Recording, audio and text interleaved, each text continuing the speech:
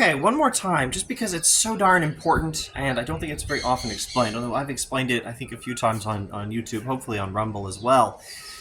Why did modern philosophy happen? Why did it have to happen? Why did it happen the way it did? What were these guys thinking? Why did they abandon pre-modern metaphysics? And what the heck am I even talking about? For those of you who don't even know that modern philosophy was characterized by a complete abandonment of the concepts of pre-modern metaphysics. Also, in ethics, it was a complete and total abandonment of the concepts of pre-modern ethics. Pre-modern ethics centered on the concept of the proper functioning of the human being. And modern philosophers just totally abandoned this concept. Alistair MacIntyre writes about this in his book After Virtue, explaining how the abandonment of the concept of proper function made modern moral philosophy and modern culture such a mess. It's a wonderful book, After Virtue by Alistair MacIntyre. So what's going on? Why did this happen? Well, I think a lot of it just goes back to simple Galileo stuff. So you can run this experiment for yourself. I'll just do it here. I don't know if the camera will capture it properly, but yeah, this will work. I'm holding this coat hanger. I'm going to drop it, and watch what happens. When I drop it, falls, clatters, that's that. Now, what do you see when you see this coat hanger falling, or toss a pencil, a marble, drop something, throw a shoe? Watch what happens. What do you see when you see these falling objects? What you see is a chunk of matter obeying a few laws of physics. That's what you've been trained to see. That's all you're psychologically capable of seeing, probably. But in a pre-modern way of thinking, we see something else. In the pre-modern way of thinking, when we see falling objects, what we see is a thing obeying the rules of its nature. That's not the right way of phrasing it. Let's try this. When we see falling objects in pre-modern thought, we see a thing following its nature, fulfilling its nature, living up to its function. Now, there's a difference between the function of a coat hanger. Well, if you go with something a little simpler like a rock, its only function seems to be to fall downward. But a coat hanger, well, it's got the function of falling downward, but it's also got the function of holding clothes up so they can get dry, things like that. Well, or so they can stay non-wrinkly in a closet. We have them up here for getting dry. Anyway, a coat hanger has extra functions. Then take some living thing. All the trees are too far away, probably, but you can see there's trees in the distance. Those trees, they have more function. They have life. They take in nutrition. They grow. And take something else. I think some birds are back there in the distance. I don't know if you can see them. The birds, they have more function. They also will fall towards the center of the earth if they're not resisting or standing on a tree branch or something. And they also, like the trees, take in nutrients and grow. And, like the trees, reproduce. And they also have perception. And probably they have some amount of memory. Jump up to, say, a horse, a dog, they have a lot more memory. Maybe they have some very rudimentary ability to reason and make decisions. Or maybe they don't. At any rate, you can train dogs and horses better than you can train birds, I think. You can also train birds to some extent. And then jump up to humans. And what can we do? We can do all of those things. And we have a higher function than that. We can reason. We can calculate the digits of pi. We can have debates about what is the best form of government. We can write philosophy books about the nature of justice. We do all of these things and more.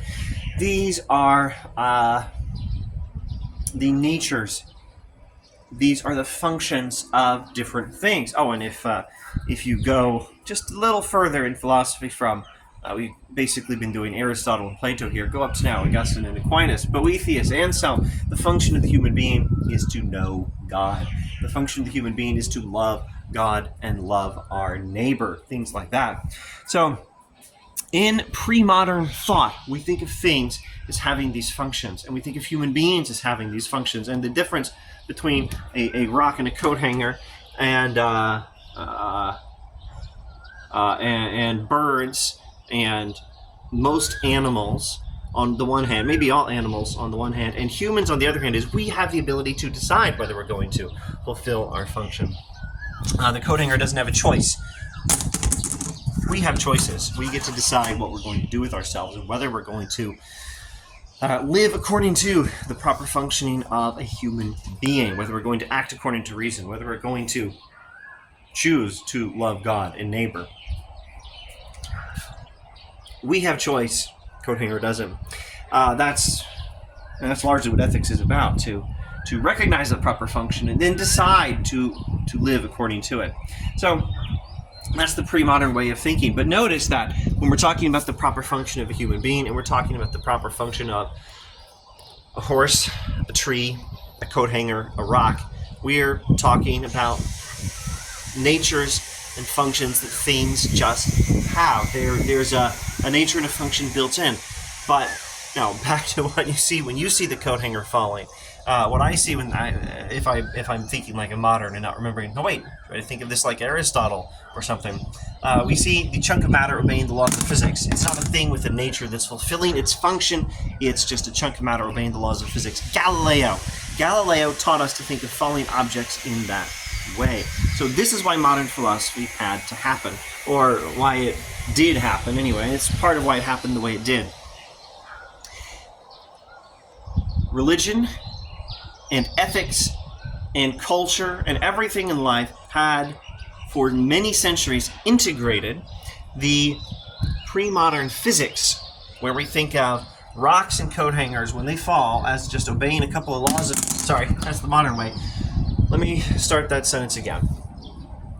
For many centuries, ethics and religion and culture, pretty much everything, had been integrating the idea of a human being and how the human being should live with the idea of the nature of rocks and coat hangers and physics. The pre-modern physics and the pre-modern metaphysics, pre-modern ethics were all tied together. They were all the same, really. Ethics is a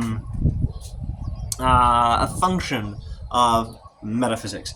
The right way for a human being to live is a function of the truth about what is a human being anyway, and what sort of universe are we living in.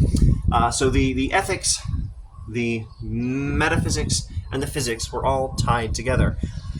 And they were all focused on things having their own built-in nature and functions. And so when modern science started turning away from that pre-modern physics and started thinking of falling objects, for example, not as things obeying their natures, but as chunks of matter obeying a couple of laws of physics, we had to reconsider everything.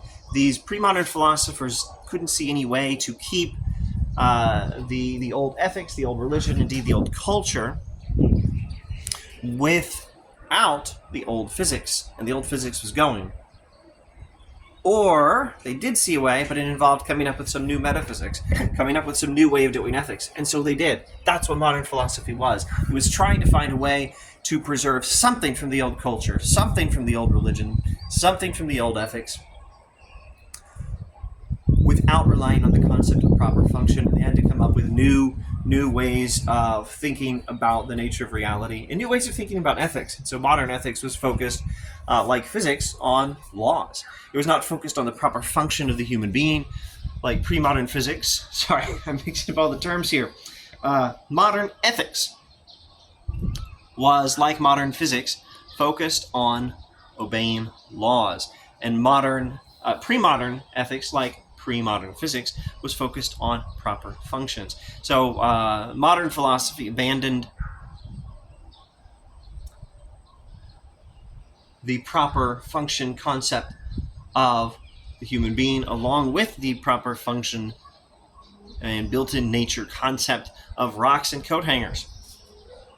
And so one was replaced with the conception of a chunk of matter obeying some laws of physics, and ethics was replaced with the idea of a human being obeying, or choosing to obey, or being responsible to choose whether to obey, laws of morality. So the reconsideration of ethics in terms of keeping laws rather than fulfilling your proper function parallels the reconsideration of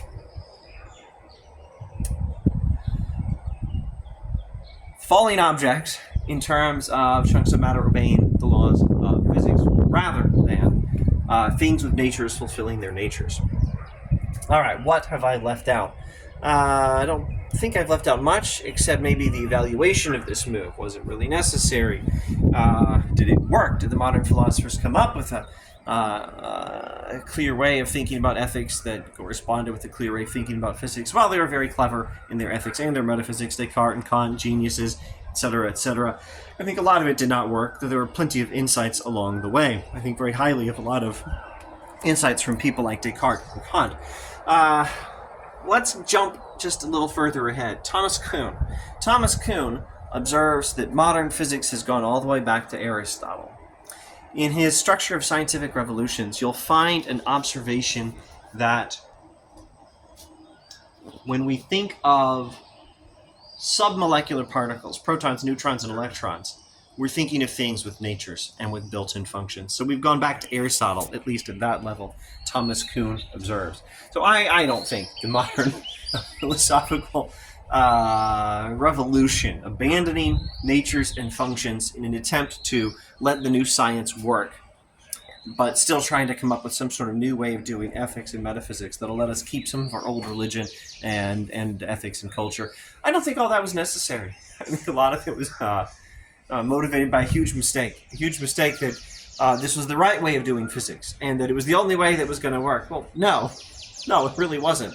We've gone back to Aristotle with contemporary physics, at least with protons, neutrons, and electrons.